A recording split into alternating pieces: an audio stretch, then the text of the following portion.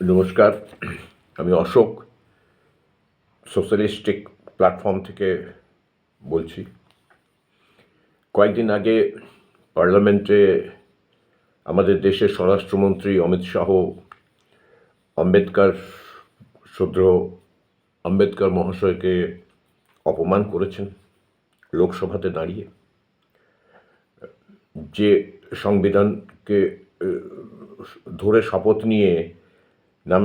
নিয়ে লোকসভায় দাঁড়িয়ে ভারতের স্বরাষ্ট্রমন্ত্রী হয়েছেন, সেই সংবিধান যিনি প্রণয়ন করেছেন সেই আম্বেদকর মহাশয়কে অপমান করেছেন।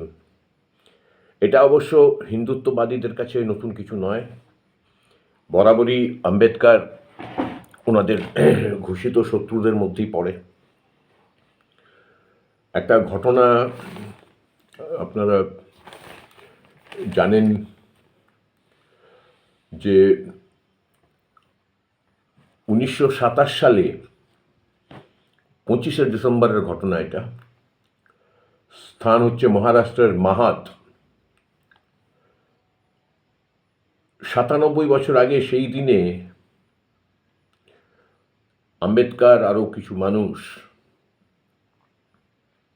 ওই জায়গাতে একটি গর্ত করে চন্দন কাঠ জ্বালিয়ে এই মনুস্মৃতিকে দহন করেছিলেন, আগুনে জ্বালিয়েছিলেন এরা। সেদিন ওরা বলেছিলেন যে জন্মের ওপর ভিত্তি করে তৈরি করা চতুর্বর্ণ মানি না, জাত ভেদে বিশ্বাস করি না, অস্পৃশ্যতা হিন্দুত্বের এক অভিশাপ, আমি সততার সঙ্গে সর্বোচ্চ উদ্যোগ নিয়ে তাকে ধ্বংস করার চেষ্টা করব।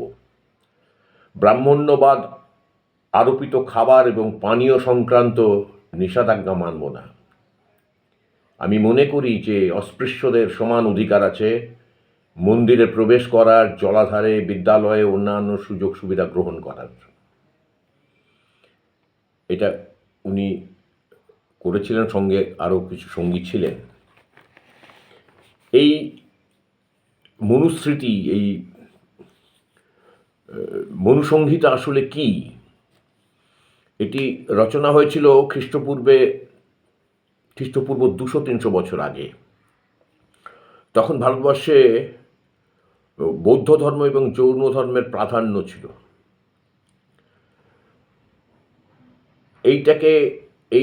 এই ধর্মটাকে নস্যাৎ করার জন্যই ব্রাহ্মণদের একটা যে অস্ত্র দরকার ছিল, সেইখানেই এই ব্রাহ্মণদের এটা তৈরি করা হলো। মনুসংহিতা হচ্ছে ব্রাহ্মণ্যবাদের বিজয়ের উৎসব। এটা করলেন, এটা সেখানে বলা হলো যে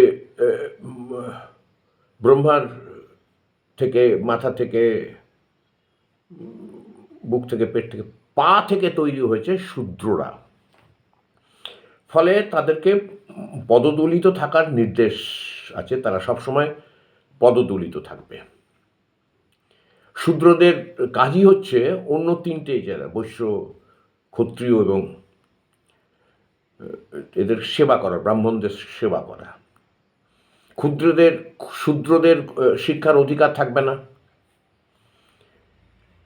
বর্ণপ্রথাকে এই মনুসংহিতা সংহত করেছে, বৈষম্যের জয়গান করেছে এই মনুসংহিতা। শূদ্র এবং দলিতদের সঙ্গে পশুর মতো আচরণ করার নির্দেশ করেছে এই মনুসংহিতা।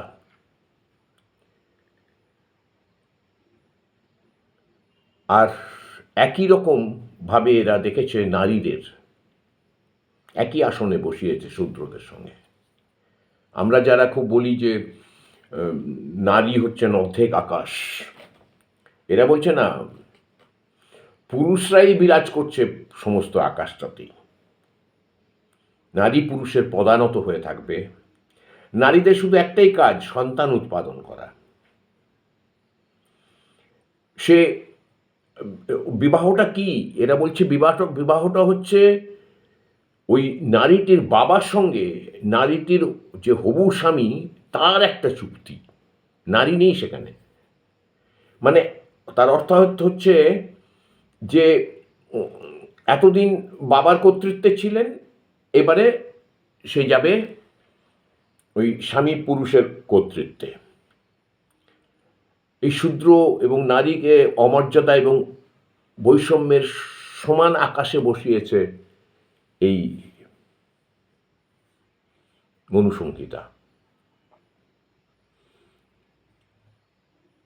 নারীর উত্তরাধিকারের অধিকার স্বীকার করেনি মনুসংহিতা। মনুস্মৃতি জন্ম থেকেই শূদ্রকে হীন করে রেখেছে, মৃত্যুতেও তার বিরাম নেই। সমাজের দেগে দেওয়া ছোট জাতের ফল পরিণত বয়সে বড়লোক গরিব লোক নির্বিশেষে হয়রানি করে মানুষকে। শূদ্র কখনো দাসত্ব থেকে মুক্ত হতে পারে না। দাসত্বের জন্যই যেন তার জন্ম, দাসত্ব তার স্বভাবজাত। তাকে মুক্ত করবে কে?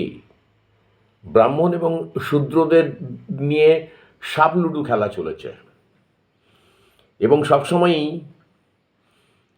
শূদ্ররা সাপের মুখে পড়েছে এবং ব্রাহ্মণরা সবসময় মইয়ের উপরই স্থান পেয়েছে। মনুস্মৃতির কড়া নির্দেশ, শূদ্রদের ধর্মে কোনো অধিকার থাকবে না, তপস্যাতেও না। তার একটাই তপস্যা, সেটা হচ্ছে ব্রাহ্মণদের সেবা করা, এতেই তার স্বর্গলাভ।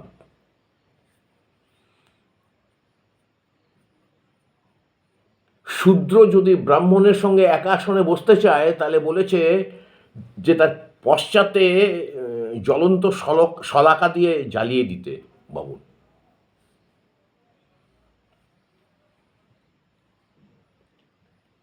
আর এরা বলছে যে সংবিধান, তাই জন্য এরা এই সংবিধান থেকে এই দু তিনটে কথা তুলে দিতে চায়। সমাজতন্ত্র, ধর্মনিরপেক্ষতা, উদ্গ্রীব হয়ে রয়েছে এরা।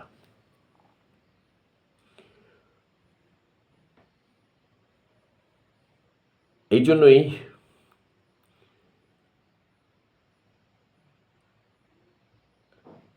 ঐতিহ্য এবং ধর্মীয় অন্ধকারে ঠেলে ফেলতে দেয় একটা পুরো মানুষ জাতিকে। ঐতিহ্য এবং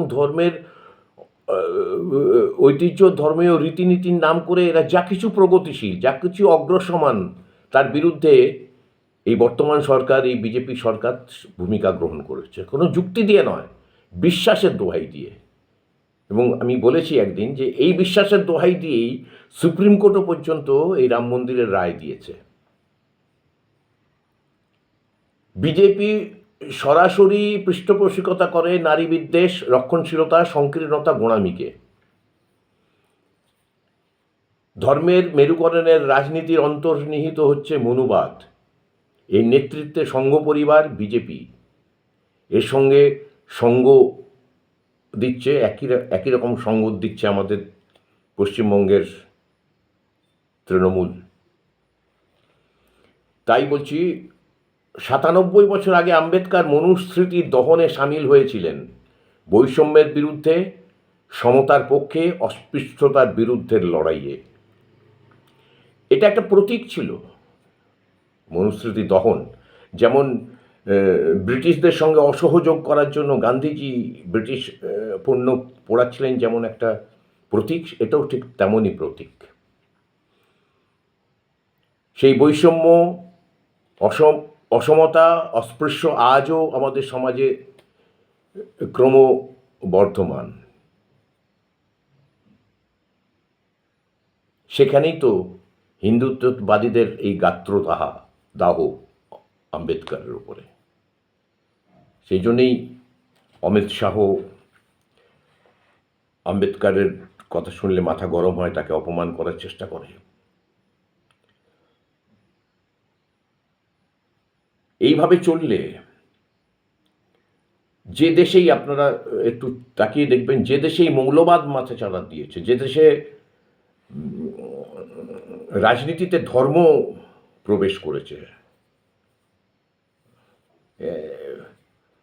একটা কথা পরিষ্কার, অনেক বড় বড় দার্শনিক বলেছে, যদি পুরো একটা জাতিকে শেষ করে দিতে হয় তাহলে তাদের মধ্যে ধর্ম প্রবেশ করিয়ে দাও, একটা জাতি শেষ হয়ে যাবে। বাংলাদেশের ঘটনা দেখছেন, পাকিস্তান তো বরাবরই তাই ছিল। ভারতবর্ষ একটা গণতান্ত্রিক পরিবেশে, যাই হোক সুখে দুঃখে কিছু ভুলভ্রান্তি নিয়েও একটা ভ্রাতৃত্ববোধ, একটা ভারতীয় বোধ নিয়ে এগোচ্ছিল। কিন্তু এবারে পেছনে টান, এই বাংলাদেশের মধ্যে গৃহযুদ্ধ, সব মানুষের মাথায় ওই, এদের একটা পরিষ্কার নীতি হচ্ছে কি, এদের যে আইটি সেল আছে, বিজয় মালব্য যারা এই হিন্দুত্বের প্রচার করে, বিজেপির প্রচার করে, তারা একটাই কথা বলছে, কি করছে প্রথমে ওদের পলিসিটা হচ্ছে যে আগে হিন্দু ধর্মকে বিরাট মহৎ একটা ধর্ম, একটা খুব ভালো একটা বিশেষ একটা মহৎ করে দেখাও, ওটাকে মাথায় ঢুকিয়ে দাও, গর্ব, হিন্দু হিসেবে মানুষদের মধ্যে একটা বোধের সৃষ্টি করো। তারপরে বলো যে সেই ধর্মটাই এখন বিপদে আছে, সংকটে আছে। 14 সালের আগে এতটা সংকটে ছিলাম না, এই ইদানিংই দেখছি হিন্দুত্ববাদ, হিন্দুরা সংকটে আছে, এটা ঢুকিয়ে দাও। তারপরে বলো যে এমন একটা চরিত্র তৈরি করো, এমন একটা মানুষ তৈরি করো যে সরাসরি যিনি ঈশ্বরের মানে প্রেরিত দূত, এরকম একটা মানুষ তৈরি করো, যারা করছে এখন মোদিকে নিয়ে। এই হচ্ছে তোমাকে বাঁচানোর রাস্তা। আমাদের সমাজে যে বেকারত্ব, জিনিসপত্রের দাম, অনিশ্চয়তা, আর্থিক অনিশ্চয়তা, ঋণ বেড়ে যাচ্ছে, ডলারের অনুপাতে আমাদের টাকার দাম কমছে, এসবের মানুষের মধ্যে মাথা ব্যথা নেই। মাথা ব্যথা হচ্ছে এখন ধর্ম নিয়ে, এতটাই এরা সাকসেসফুল হয়েছে। তাই আসুন আরও নিরপেক্ষ, ওই ধর্মনিরপেক্ষর পক্ষে, গণতন্ত্রের পক্ষে আমরা একটি মানে তৈরি হই এবং সেই লড়াইয়ে সামিল হই। আজকের এই যে বিষয়টা আমি উত্থাপন করছি, এর সূত্র হচ্ছে, বলতে হবে যে আজকের অর্থাৎ 20 ডিসেম্বরের গণশক্তির সম্পাদকীয় থেকে অনুপ্রাণিত হয়েই আপনাদের কাছে এই বিষয়টা বললাম। আশা করি আপনারা এটা নিয়ে ভাববেন। ধন্যবাদ।